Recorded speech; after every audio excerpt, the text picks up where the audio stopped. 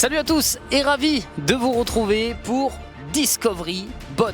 Aujourd'hui, numéro spécial, je vous embarque avec moi à bord du Jean Nicoli, un navire de 200 mètres qui peut embarquer jusqu'à 1500 passagers.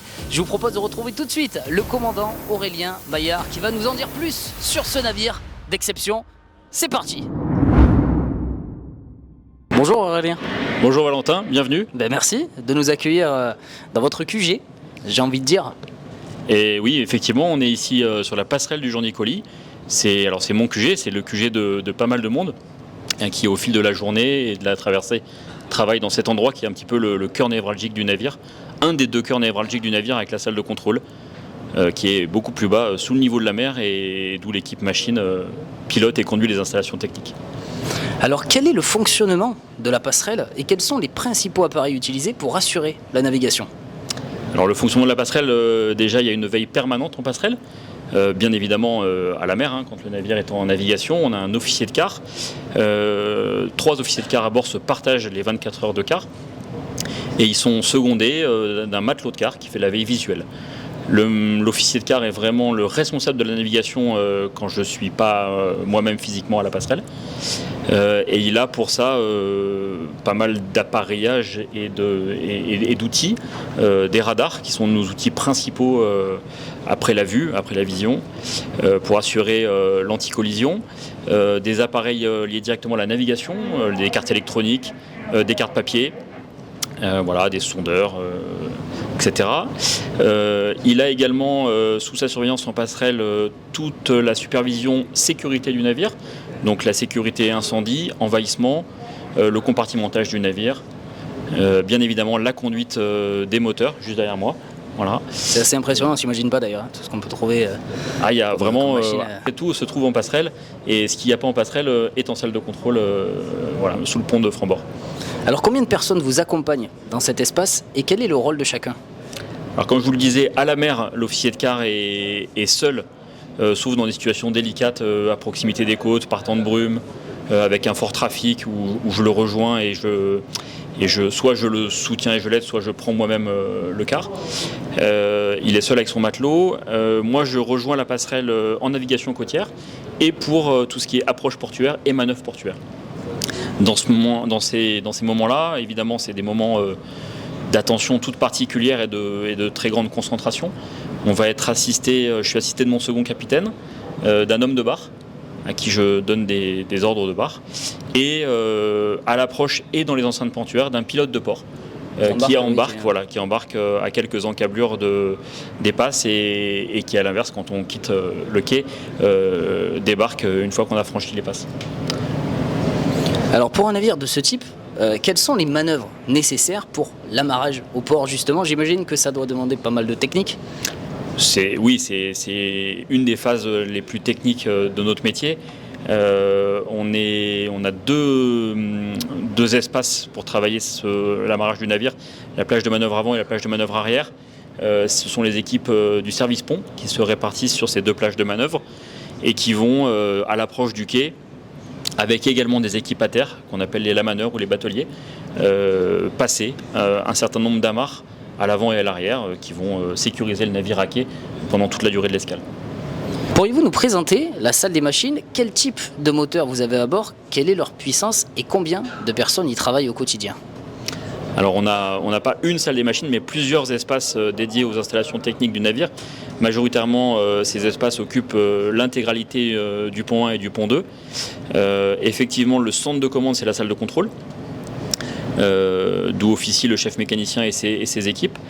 Le Nicoli est équipé de 4 moteurs de propulsion, chacun développant 15 000 chevaux, donc 60 000 chevaux au total.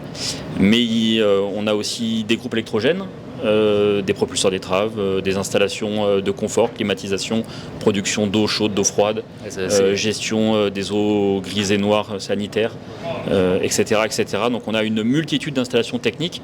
La propulsion évidemment prend la majeure partie de l'espace, mais on a également tout un tas d'installations auxiliaires qui sont gérées et pilotées au quotidien par les équipes de la machine. Alors comment se déroule une journée type à vos côtés en tant que commandant ? Parce que là, vous êtes avec nous, mais même pendant une escale, un commandant a du travail, forcément. Oui, alors on a effectivement du travail pour tout le monde et tout au long de la journée. Moi, mais j'ai pas de journée vraiment figée. Les journées s'articulent essentiellement effectivement autour de ces escales et des manœuvres portuaires. C'est ce qui va un peu rythmer mes journées.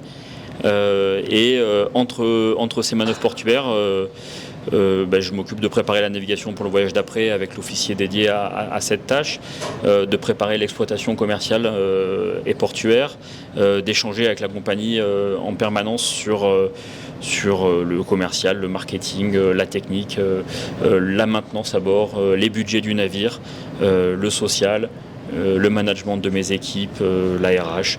Voilà, les sujets sont multiples, on est plus de 80 à bord, donc forcément sacrée logistique. Voilà, une sacrée logistique et beaucoup de management et de gestion humaine. Alors 2 moments forts qui vous ont le plus marqué dans votre profession depuis le début de votre carrière. 2 moments, ça va être dur de choisir. Des moments forts, il y en a énormément. On fait un métier passion et on fait un métier qui chaque jour est différent de la veille. Souvent, les moments les plus forts sont ceux et les meilleurs souvenirs sont parfois issus des moments les plus difficiles qu'on a eu à vivre en mer.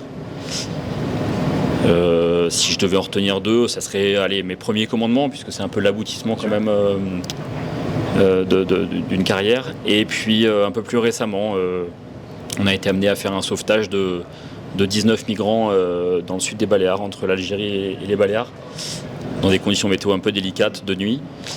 Donc avec un fort impact émotionnel évidemment, une opération délicate et vraiment un moment de communion de l'équipage qui me laisse vraiment un excellent souvenir.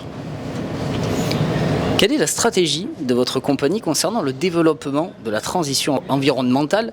Quelles actions sont mises en œuvre pour réduire l'empreinte écologique de votre flotte? Alors dès 2016, Corsica Linea, quand Corsica Linea a été créé, ça a été un des piliers fondateurs de la compagnie, le biais environnemental. Ça s'est franchement accéléré depuis 2019. Vous le vivez certainement au quotidien, c'est un sujet qui prend de plus en plus de place dans notre quotidien à tous. Et donc du coup dans la vie de la compagnie, on a acté un grand plan de transition environnementale il y a bientôt 5 ans, avec de multiples actions sur les navires, à la fois techniques, de nouvelles installations, de renouvellement de la flotte, de modification de nos navires structurels, d'excellence opérationnelle également sur la gestion de nos escales, qui permet de maximiser le temps en mer et donc de fait les vitesses moyennes et les consommations associées. Avec des objectifs très ambitieux. Il y a un cadre réglementaire mondial, européen, français, avec une superposition de réglementation qui se renforce chaque jour. Donc la compagnie met énormément de moyens et d'énergie pour répondre et parfois même devancer ce cadre réglementaire. Et puis en parallèle se fixe des objectifs très ambitieux de réduction de nos gaz à effet de serre à l'horizon 2030 de 40%. Voilà. Donc c'est un objectif très ambitieux. Depuis 2022, on a déjà réduit de plus de 15% ces émissions. Le Nicoli n'est pas en reste. On a fait énormément de travaux sur le navire. On a changé les formes du navire, le bulbe, les formes arrière, les hélices. On a modifié notre exploitation, nos vitesses moyennes. Le navire est équipé de la connexion Cenac, le branchement à quai. Vous avez vu en arrivant, on s'est branché à 7 quelques minutes après notre arrivée. Donc les actions sont multiples.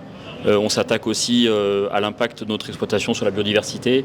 On travaille avec WWF, avec des associations, avec des ONG sur ces sujets-là. Voilà, donc les pistes sont multiples, la réglementation est forte et la volonté de Corsica Linea l'est également. Alors quel message aimeriez-vous adresser aux jeunes internautes qui nous regardent et qui rêvent de devenir commandant de navire? Alors est-ce qu'il y en a déjà des jeunes internautes qui rêvent de devenir commandant de navire? Je pense que c'est le rêve un peu de pas mal d'enfants de nos jours. J'espère, c'est le métier de marin. De manière générale, c'est un très beau métier, c'est un métier passion. Après, on l'a ou on l'a pas, mais quand on l'a, c'est un métier passion. Et c'est un métier, moi j'ai pas été commandant toute ma vie, on a tous gravi les échelons en passant par des fonctions très diverses et variées, ce qui offre une grande pluralité d'expérience professionnelle sur nos navires. Donc ça déjà c'est très intéressant. Et puis la formation est également passionnante et plurielle. Elle offre la possibilité également d'aller travailler à terre dans les services techniques, dans moult branches. Les débouchés sont multiples. Donc voilà, c'est une formation passionnante, un métier passionnant, des débouchés multiples. Et quand on arrive à cette fonction de commandant, qui est, comme je vous le disais tout à l'heure, un aboutissement personnel. Voilà, c'est beaucoup de satisfaction de partir en mer, de mener des expéditions maritimes avec des équipages. Voilà, ça c'est la satisfaction ultime. Merci beaucoup Aurélien d'avoir accepté cette interview. Avec plaisir.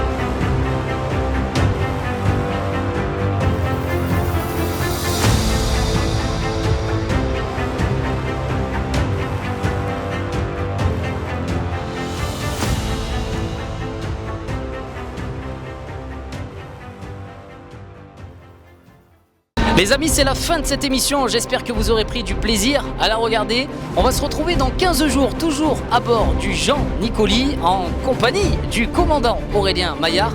En attendant, eh bien, n'hésitez pas à vous abonner à notre compte TikTok et notre compte Instagram. Et rendez-vous du coup dans 15 jours pour la suite des aventures de Discovery Boat.